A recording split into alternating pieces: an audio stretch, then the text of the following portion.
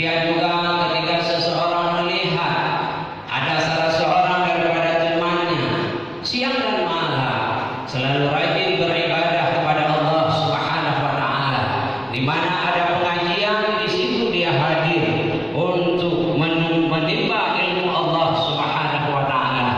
Manusia juga memandang dia adalah orang yang mulia di sisi Allah Subhanahu. Tapi apakah menurut Allah demikian? Belum tentu. Pada malam ini kita duduk berkumpul di rumah Allah yang mulia ini. Apakah yang paling kaya di antara kita? Apakah yang tinggi jabatan, kedudukan, pangkat yang diberikan oleh Allah Subhanahu wa taala dia yang paling mulia di sisi Allah? Bukan.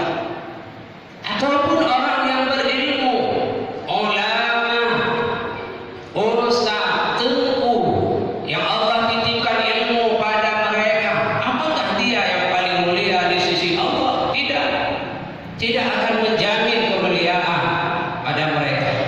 Tapi yang mulia di sisi Allah Subhanahu wa taala adalah mereka yang paling takut kepada Allah Subhanahu wa taala.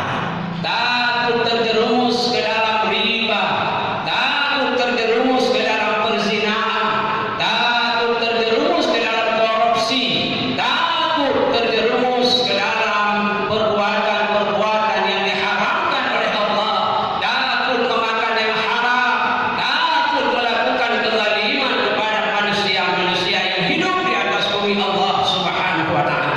Mereka itulah orang yang mulia di sisi Allah Subhanahu wa taala.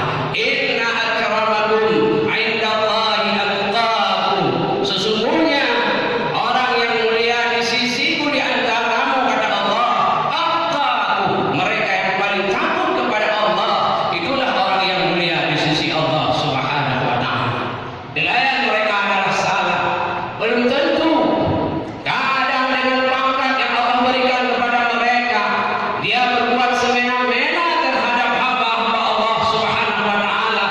Ketika Allah titipkan amanah kepada mereka, Allah titipkan jabatan kedudukan yang tinggi kepada mereka, mereka bisa membenarkan yang salah, mereka menyalahkan yang benar.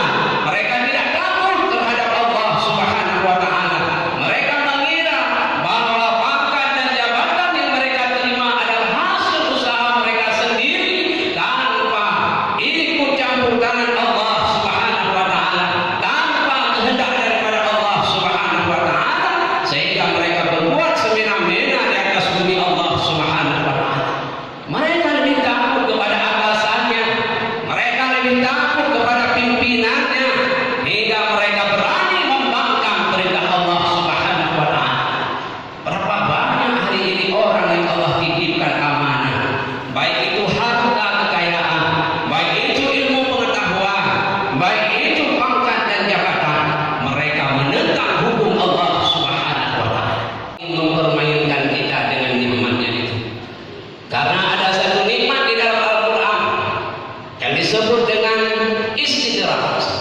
Diberikan harta kekayaan kepada mereka, mereka tidak mau membayar zakat, mereka menelantarkan fakir miskin dan anak yatim, mereka tidak mau memberi hak fakir, mereka tidak mau memberi hak miskin, tetapi mereka tidak mau mengatakan bahwa dia adalah pendusta iman, dia adalah pendusta agama Allah Subhanahu wa taala.